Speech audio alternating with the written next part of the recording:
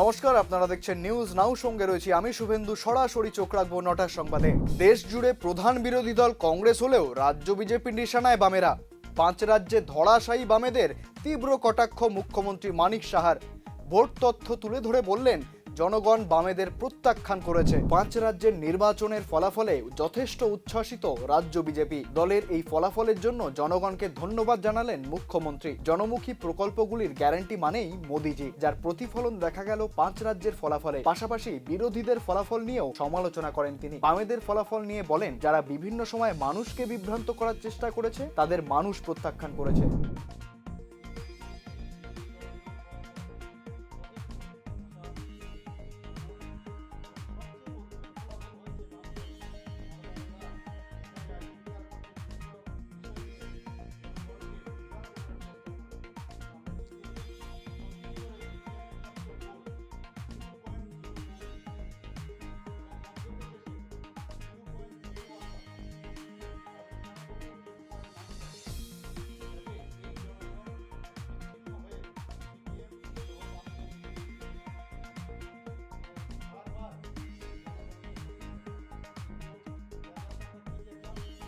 জাতীয় স্তরের প্রধান বিরোধী কংগ্রেসের উদ্দেশ্যে বলেন, বিজেপি সারা বছর মাঠে থাকে, এদের শুধু নির্বাচন এলে সোশ্যাল মিডিয়াতেই দেখা যায়। যে কংগ্রেসকে আর চায় না সেটা কিন্তু আবার প্রমাণিত হয়েছে।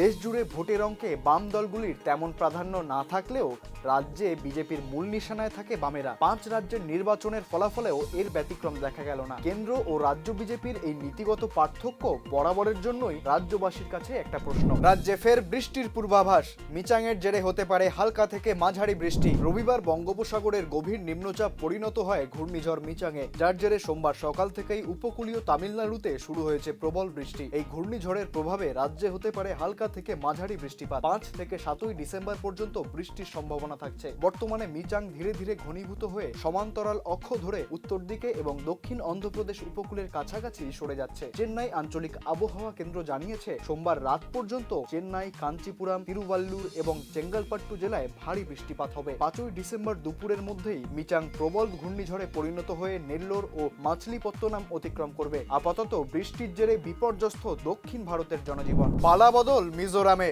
জেডপিএম কে সোশ্যাল মিডিয়ায় শুভেচ্ছা বার্তা প্রদ্যুতের। মিজোরামে ভোটের লড়াইয়ে জয় ছিনিয়ে নিল জোরাম পিপলস মুভমেন্ট। মোট 40টি আসনের মধ্যে 27টি আসন পেয়েছে জেডপিএম। Vote share 37.86%। অন্যদিকে 35.10% আসন পেয়ে মিজো ন্যাশনাল ফ্রন্ট ঝুলিতে ভরেছে 10টি আসন। বিজেপি পেয়েছে 2টি এবং কংগ্রেস পেয়েছে 1টি আসন। তবে আসনের সংখ্যা বেশি থাকলেও ভোট শেয়ারের দিক থেকে বিজেপির থেকে এগিয়ে রয়েছে কংগ্রেস। বিজেপি পেয়েছে মাত্র 5.06% ভোট, সেখানে কংগ্রেসের ভোট শেয়ার 20.82%। বিধানসভায় বিশেষ কোনো মাইল ফলক গড়তে পারেনি জাতীয় দলগুলি। জয় জয়াকার হয়েছে আঞ্চলিক দলের। এক্স হ্যান্ডেলে জয়ের শুভেচ্ছা বার্তা জানালেন প্রতিবেশী রাজ্য ত্রিপুরার আঞ্চলিক দল ত্রিপুরা মোথার সুপ্রিমো প্রদ্যোৎ কিশোর দেববর্মা। জাতিগত সত্তাকে উস্কে দিয়ে সোশ্যাল মিডিয়ার বার্তায় তিনি বলেন, বিধানসভা নির্বাচনে জেডপিএম এর অসাধারণ জয়ের জন্য আমাদের মিজো ভাই ও বোনেদের অভিনন্দন। আপনারা ত্রিপুরায় আমাদের অনুপ্রাণিত করেছেন রাজনীতির ঊর্ধ্বে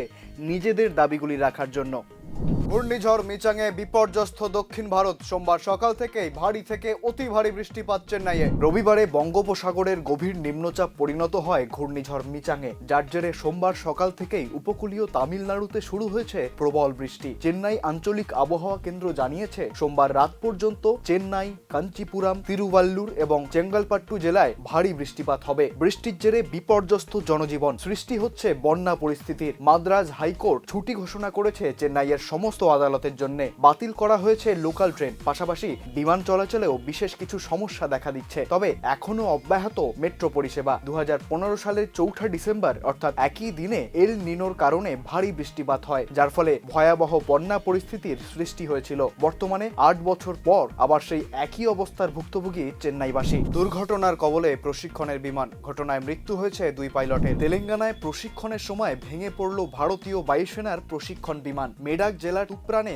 আছড়ে পড়ে বিমানটি। সোমবার সকাল 9:30 নাগাদ ঘটনাটি ঘটে। বিমানে উপস্থিত ছিলেন দুজন পাইলট, একজন প্রশিক্ষক ও অপরজন প্রশিক্ষণরত। দুজনেরই মৃত্যু হয়েছে। বায়ুসেনার প্রশিক্ষণের জন্যই বিমানটির ব্যবহার হতো। সোমবারেও বিমানটি প্রশিক্ষণের জন্য ওড়ানো হয়, তবে খানিকটা উড়েই আছড়ে পড়ে বিমানটি। এরপরেই আগুন ধরে যায়। ভারতীয় বায়ুসেনা ঘটনার প্রকৃত কারণ জানতে তদন্ত শুরু করেছে। জল নিয়েও জালিয়াতি, চাকরি থেকে বরখাস্ত পশ্চিম কলাবাড়িয়া পঞ্চায়েতের সচিব। রাজ্যের নানা প্রান্ত থেকে প্রায় প্রতিদিনই উঠে আসে জল সংক্রান্ত সমস্যার খবর। তবে কেন এই সমস্যায় ভুগতে হয় রাজ্যবাসীকে, তার সরেজমিনে তদন্ত হয় না। তবে এবার জলের উৎস নির্মাণের বকেয়া নিয়েও কাজ না হওয়ায় সরাসরি ধরা পড়লেন রাজ্য সরকারের এক পঞ্চায়েত সচিব, নাম অনাথ পাল। তার বিরুদ্ধে আনুমানিক 10 লক্ষ টাকা গরমিলের অভিযোগ উঠেছে। পশ্চিম কলাবাড়িয়া পঞ্চায়েতের বিভিন্ন এলাকায় পানীয় জলের উৎস তৈরি ছাড়াও আরো বিভিন্ন খাতে কাজ করার জন্য সরকারের তরফে টাকা দেওয়া হয়েছিল। তবে খাতায় কলমে সেই কাজ হয়ে গেলেও বাস্তবে তার বিন্দু বিসর্গও শুরু হয়নি। স্থানীয়রা গোটা বিষয় দেখে ব্লক সমষ্টি আধিকারিক ও চেয়ারম্যানকে জানান। পঞ্চায়েত অফিসে এসে তথ্যের গরমিল পাওয়ায় পঞ্চায়েত সচিব অনাথ পালকে শোকজ করে চাকরি থেকে বরখাস্ত করা হয়। তাকে বরখাস্ত করেছেন দক্ষিণ ত্রিপুরার জেলা শাসক।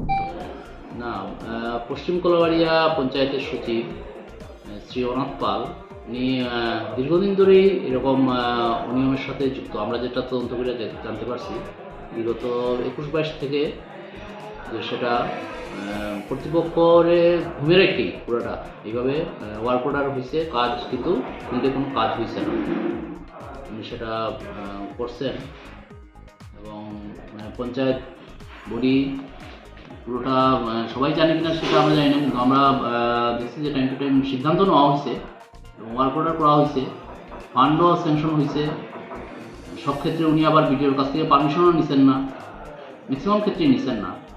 তারা ফান্ড খরচ করছেন, পঞ্চায়েতের ফান্ড খরচ করে নিচ্ছেন, কিন্তু বিডে কোনো বাস্তবে কোনো কাজ হয়েছে না।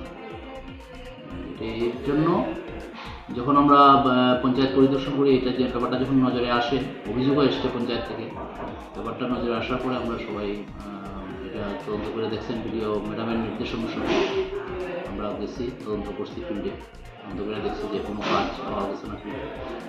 তখন আমরা এটা রিপোর্ট করছি ম্যাডামকে এবং সেই অনুসারে ম্যাডাম ভিডিও ম্যাডাম অ্যাকশন নিয়েছেন। স্যার, কত লক্ষ টাকার নয় ছয়?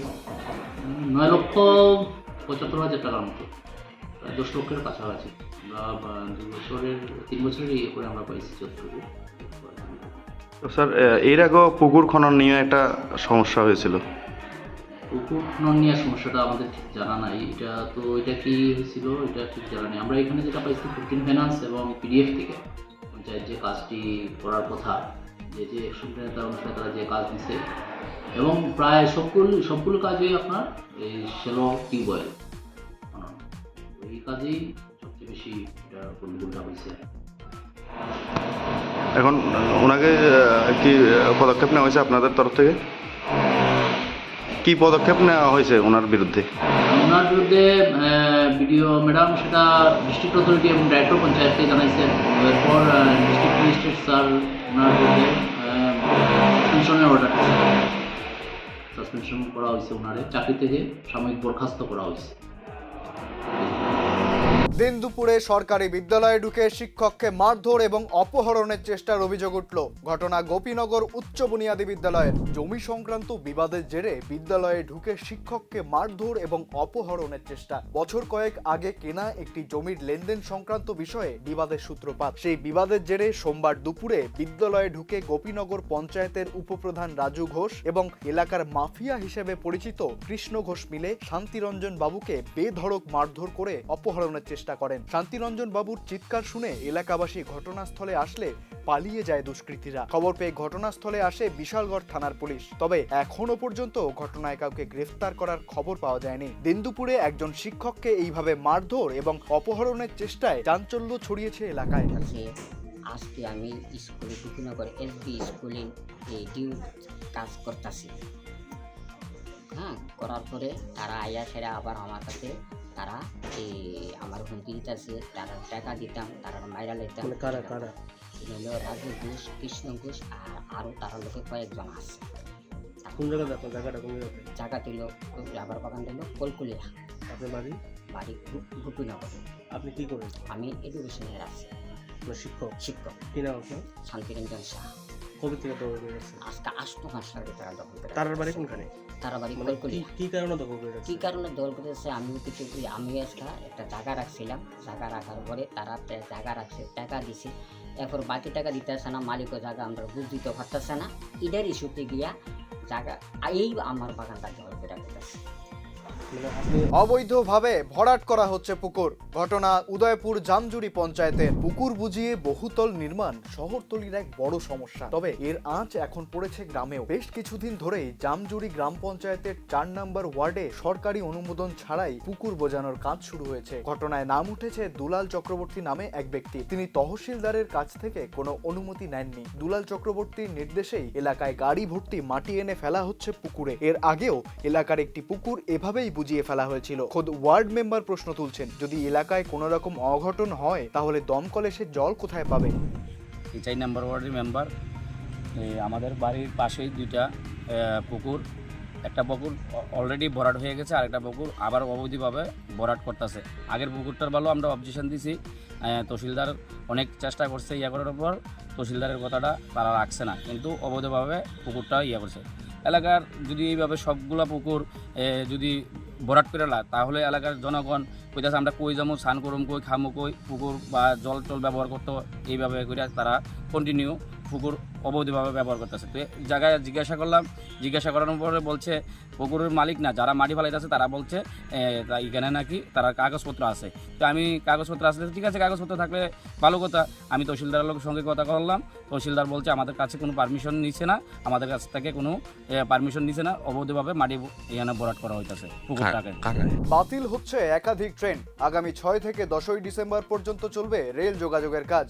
বহির্রাজ্যগামী এক্সপ্রেস ট্রেনগুলি আগরতলার বদলে জিরানিয়া থেকে ছাড়বে। আগরতলা, আখাউড়া ও আগরতলা নিশ্চিন্তপুর রেল সংযোগের কাজ শুরু হবে আগামী 6 ডিসেম্বর থেকে, চলবে 10ই ডিসেম্বর পর্যন্ত। বন্ধ থাকবে লোকাল ট্রেন সহ একাধিক ডেমো ট্রেন। এর মাঝেই 8 থেকে 10ই ডিসেম্বর আগরতলা সাবরুম ডেমো ট্রেনগুলি চলবে কেবল সকালের নির্ধারিত সময়ে। পাশাপাশি আগরতলা ধর্মনগরের মধ্যে ট্রেন চলাচলও বন্ধ থাকবে। এই ট্রেনগুলি কেবল 8 থেকে 10ই ডিসেম্বর ধর্মনগর জিরানিয়ার মধ্যে চলবে। এছাড়াও বহির্রাজ্যগামী সমস্ত এক্সপ্রেস ট্রেনই জিরানিয়া রেল স্টেশন থেকে ছাড়ার সিদ্ধান্ত নেওয়া হয়েছে। বিড়ি খেতে এসে ধরা পড়ল গরুচোর। উদয়পুরে চুরি যাওয়া গরু উদ্ধার হলো সোনামুড়ায়।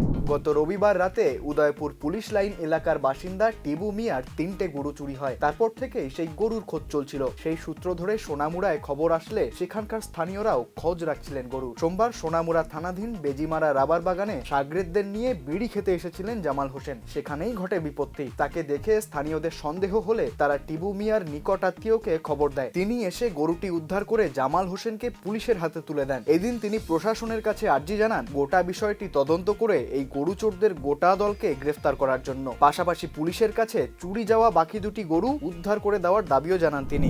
এখানে বলতে আমার সমুদ্রের 3টা গরু চুরি হয়েছে। আচ্ছা, কবে চুরি হয়েছে? গরুটি চুরি হয়েছে রবিবারে রাত্রে 2:30টার দিকে। সম্বন্ধে কোন জায়গাতে চুরি হয়েছে? এটা চুরি হয়েছে আমার সমুদ্রের বাড়ি পুলিশ লাইন আরেকখানে দিয়ে রাখছে, মানে বাগা পালানোর লেগে। আচ্ছা আচ্ছা তো এই বাগা বাড়ির থেকে আজ গরুটি চুরি করে লয়েছে রবিবারে রাত্রে 2:30টার দিকে। আচ্ছা আচ্ছা 2:30টার দিকে লয়েছে। আমরা তো রাত্রে বেলা খবরে বাড়ি গেছি, বাড়ানোর পরে এবার গেলাম আমরা চারিদিকে লোক লাগাই রাখছি। তো আমরা লোক লাগানোর পরে এরপর খবর পাইছি যে এদিকে গরু আছে। হ্যাঁ, তো আমরা 2-3জন লোক আইছি, সেটা দেখি যে গরু আছে, চোরও আছে। তো তারা ধরে আমরা এখন পুলিশের হাতে দিয়ে দিচ্ছি। কটা গরু আপনারা পাইছেন? আমরা এখন একটা গরু পাইছি, আর বাকি 2টা পাইছেন নি? বাকি 2টা পাইছি না। বাকি 2টা কইছে যে কোন বাড়ির মধ্যে আছে, তাই কয়ে দিছে অমুক বাড়ির মধ্যে, যার বাড়িতে রাখছে কইছে। তখন আমরা পুলিশের হাতে দিছি। আমরা যাতে চাই যে এই চোরগুলা পুরো গ্যাং যাতে ধরা পড়ে পুলিশ প্রশাসনের কাছে। 9টার সংবাদ আজকের মতো এই পর্যন্তই। পরবর্তী আপডেটের জন্য চোখ রাখুন নিউজ নাওয়ের পর্দায়।